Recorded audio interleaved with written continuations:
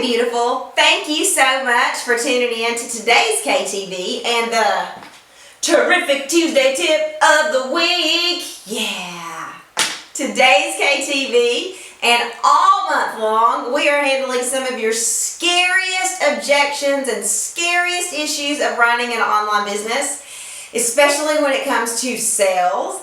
And today we are going to talk about how to tame your inner sales monster. Ooh, be afraid. Grab your blankie and snuggle up, because I bet you didn't even know you had an inner sales monster, did you? But today, I'm willing to bet, as sure as my hair is short and red, that you do have an inner sales monster, and I'm going to tell you what to do about it. Because if you let this monster run wild, no joke, sounds cheesy, it will gobble up your sales and gobble up your ability to connect with your people and make a difference in their lives.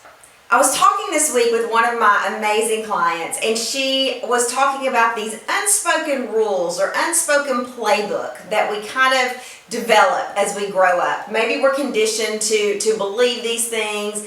Think of them as stereotypes or whatever word you want to put to it. It got me thinking about sales.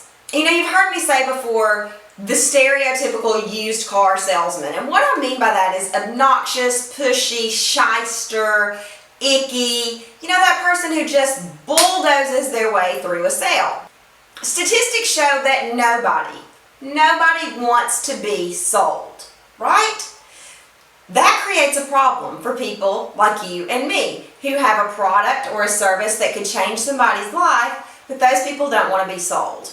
And the reason is because of our beliefs, our inner sales monster, about the selling process. So, I want you to grab a pen and a piece of paper, and I want you to write down all of the things that you think about selling. Or better yet, leave them on the blog so everybody can see it. This is your time to just purge all of your inner sales monster out. What are your beliefs? What are your fears? What do you think of when it comes to the word selling? And I'm talking about words like obnoxious, icky. One of my customers described it as, I feel like the selling process is so complicated. I just throw spaghetti at the wall and whatever sticks, I use. So write down, share with us all of your fears, because this is your inner sales monster. And you know, life coaches, the first step in taming any kind of thought, any kind of belief, is recognizing that thought, right? So that's what we're doing here. Write down your beliefs about selling. And believe me, I have them too. This is your inner sales monster. Now, what we're going to do here is really basically just a good old-fashioned Martha Beck life coaching trick, but it applies to your business, and it is so important. It seems so easy, but don't miss this. One of the things that prevents you from having effective, engaging conversations with your people is this sales monster, or your fears around how you're going to come across, how you're going to be perceived by your customers when you are in selling mode. You see, authentic selling is about doing things differently. Authentic selling is about a massive reframe here when it comes to the sales monster. Authentic selling is about helping people.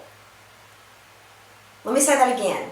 Authentic selling is about helping people.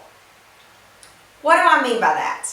What I mean by that is you have a product or a service that is so amazing, so life-altering, that you have started a business and want to tell the world about what you can do for them. Some of you have left your job like I did. Some of you have invested a lot of money in a website, in classes, in learning to get your message out, to find your people. You believe in your product or service. If you didn't, you wouldn't be taking these risks, right? You believe that your product or service makes a difference in the lives of your people. So, I'm going to say something that you've heard me say before on KTV, but it's super important. When you're having those conversations, your consults, your sales conversations, or when you're just meeting someone and you see an opportunity to sell someone, you are doing them a disservice by not mentioning your product or service. You are doing them a disservice by not letting them know this amazing product or service that you have access to, that you're not going to tell them about, or you're not going to tell them all the benefits of. It's a reframe here. It's a simple shift in the way you think about sales.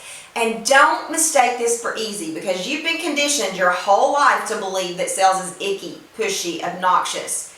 But I'm here to tell you that sales is about helping people. And when you begin to view your conversations about your product or service through the lens of helping people, you begin to tame this sales monster. And with this sales monster under control, with it tamed, with that basic reframe, you are able to really shine a light on how you, your product, your service, and your business can make a difference in the lives of your people. And why is that a good thing? Number one, because you get to make a difference. You get to make a difference in the lives of people who need it.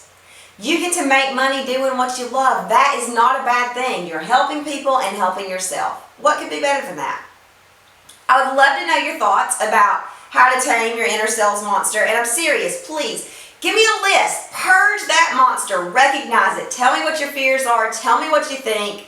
Because recognizing it and then reframing it, simply going to or approaching the sales conversation from a place of helping, from a place of authenticity, will make a huge difference and is one of the first steps in beginning to do more of what you love every day, make money, and make a difference in the lives of others.